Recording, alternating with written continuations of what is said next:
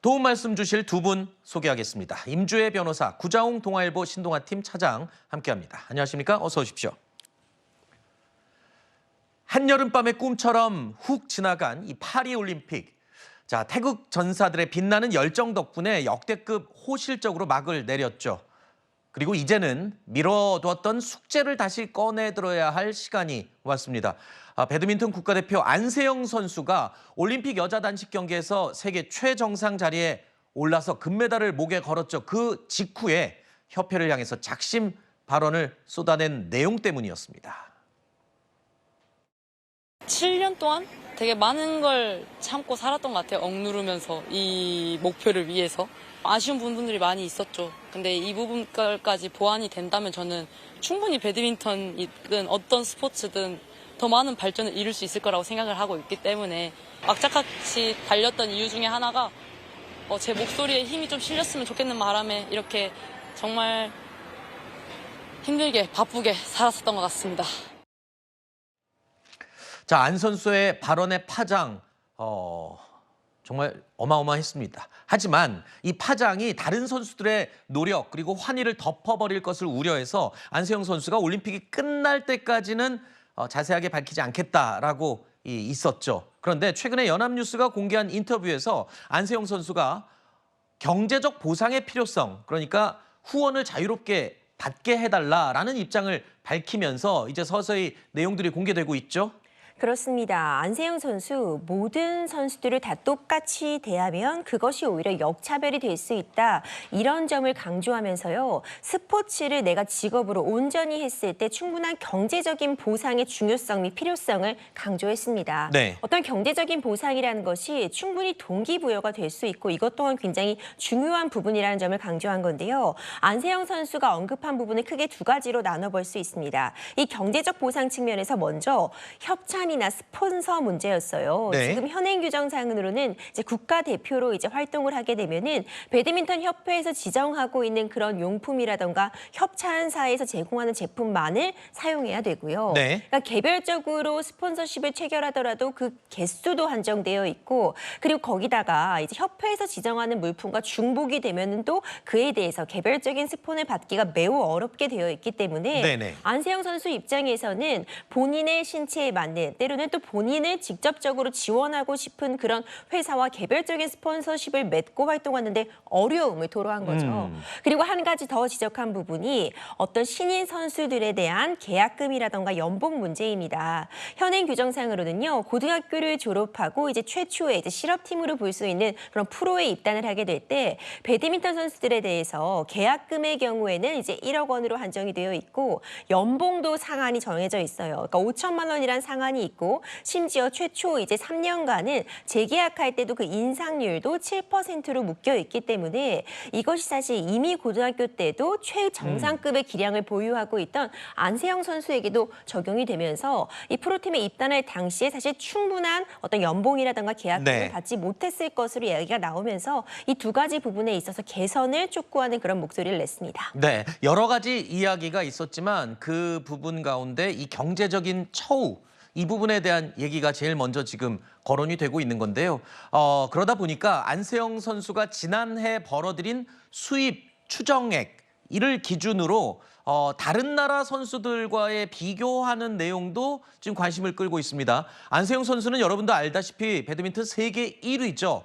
그런데 세계 1위인 안세영 선수가 지난해 벌어들인 수익과 그보다 한참 순위가 뒤처지는 랭킹 13위 인도의 선수의 지난해 벌어들인 수익을 비교한 기사 내용이 지금 회자가 되고 있더군요. 그렇습니다. 이 내용만 보면 안세영 선수 참 억울할 법도 합니다. 네. 왜냐하면 본인은 세계 1위, 열심히 노력해서 세계 1등이 됐는데 그 실력과 능력에 걸맞는 보상은 받고 있지 못하다. 이런 억울함을 토로한 것으로 보입니다. 이제 그 이유 중에 하나가 앞서 임 변호사님께서 설명해 주신 이 협회의 어떤 운영 규정 때문에 그렇습니다. 네. 협회는 배드민턴을 하는 선수들을 관리하고 육성하는 기관이다 보니까 개개인의 어떤 실력과 능력에 따른 보상 체계를 갖춰놓고 있지 않습니다. 네. 그러다 보니까 실력이 출중하더라도 협회 운영 규정에 막혀서 개인적으로 스폰서 계약을 한다거나 협찬을 받을 수 없기 때문에 실력에 비해서 경제적 보상이 굉장히 낮다. 네. 이런 문제 제기를 안세영 선수가 한 것으로 보입니다. 네. 그런데요, 여러분 요 비교에 대해서는 제가 하나 더 밝혀드릴 게 있습니다. 이게 과연 나라가 다른 또 환경이 다른 이 두 선수를 순위와 돈으로만 이게 비교가 과연 가능하겠냐, 이 부분도 문제로 지적이 되는 부분이 있습니다. 왜냐하면 인도에서는 배드민턴이 국민적인 아주 인기가 높은 스포츠이기도 하고 인도에서는 저 선수가 굉장히 유명한 그런 또 대우를 받고 있다고 합니다. 그러니까 직접적인 비교는 힘들겠지만 예를 들어서 이런 이야기까지 심지어 나온다라는 차원에서 저런 이야기도 관심을 끌고 있다는 점을 분명히 밝혀둡니다. 자, 그리고 안세용 선수가 지적한 협회의 규정은요, 개인 후원 계약 제한과 연봉 상한제 이 두 가지로 나뉘어 있습니다. 조금 전에 설명드렸죠. 하지만 이에 대한 협회 측 입장은 또 다를 수도 있습니다. 먼저 이기흥 대한체육회 회장의 목소리 들어보시죠.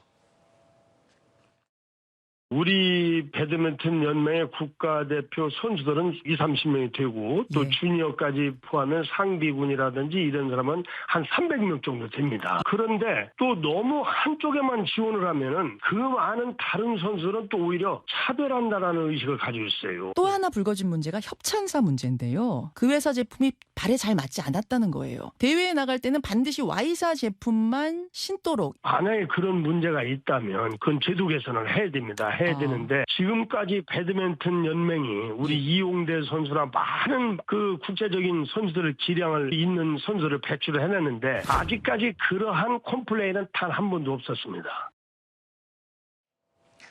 자, 일단 협회가 가진 딜레마도 있을 겁니다. 어떻게 풀어가야 할지가 굉장히 중요할 텐데 최종적으로는 안세용 선수가 계속 국가대표를 뛸 수 있느냐 문제까지 지금 포함돼서 논의가 돼야 되겠죠.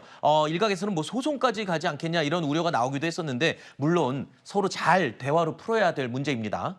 맞습니다. 말씀 주신 것처럼 소송까지 가지 말아야겠죠. 그러니까 협회의 딜레마도 있습니다. 앞서 이제 협회 측에서 이제 협찬사를 선정해서 모든 배드민턴을 지금 국가대표로 뛰고 있는 선수들에게 동일하게 지급한다고 말씀드렸는데 이 협찬사에서는 사실 안세영 선수 같은 스타 플레이어가 본인들의 제품을 활용함으로써 그 광고 효과를 누리기 위해서 막대한 또 후원을 하면서 반사적인 이득으로 이제 모든 선수들이 그만큼의 또 이득을 보고 있는 부분이 충분히 있겠지만 안세영 선수 입장에서는 사실 불합리하다고 느낄 수 있는 부분도 충분히 있거든요. 지금 특히 소송전 이야기 나오는 것이 이렇게 갈등으로 치닫다가는 안세영 선수가 국가대표 자격이 아니라 개인 자격으로 이제 국제대회라던가 올림픽 무대에 출전하는 것 아니냐 이런 이야기 나오고 있는데요. 현행 규정, 현행 이 배드민턴 규정에 따르면은 이거 쉽지 않습니다. 일단 나이 제한이 있어요. 5년 이상 국가대표로 활동을 하고 여자 선수의 경우에는 만 27세가 넘어야 되는데 안세영 선수 이 LA 올림픽을 기준으로 해도 아직 만 27세가 되지 않아서 현행 규정대로라면은 사실 국가대표 자격을 반납하고는 국제대회 출전이 어렵습니다. 네. 이와 관련해서 이전에도 소송전이 있었던 적이 있었습니다. 이제 남자 선수들이 이와 관련해서 당시에는 만 31세, 남사 선수들은 만 31세가 넘어야지 국가대표 자격 없이 국제대회 출전할 수 있었는데 이 부분을 이제 불합리하다는 점들이 인정이 되어서 해당 규정이 이제 인정이 되어서 나이가 이제 남자 선수들의 경우에 만 29세로 낮춰졌거든요. 이와 관련해서는 조금 더 논의가 네. 필요해 보이고 소송전까지는 가지 않기를 바라는 바람입니다. 네. 자, 이제 본격적으로 이 유관 기관들까지 행동 개시에 나섰습니다. 어제 문화체육관광부도 협회 측 현장 검사를 시작하겠다고 밝혔습니다. 일단 조사단은 이미 꾸려졌고요. 저희가 검사 개시하는 공문을 배드민턴협회에 보냈습니다. 실지 현장에서 저희가 검사를 할 예정입니다. 저희가 기본적으로 생각하는 것은 협회라고 하는 것은 종목의 발전과 선수들을 지원하는 것이 가장 중요한 기능입니다. 아니면 옛날 관행에 따라서 예를 들어 협회가 봉사하기보다는 군림하고 있었는지 그런 걸 중점적으로 보면서 개별 사안을 접근할 예정입니다.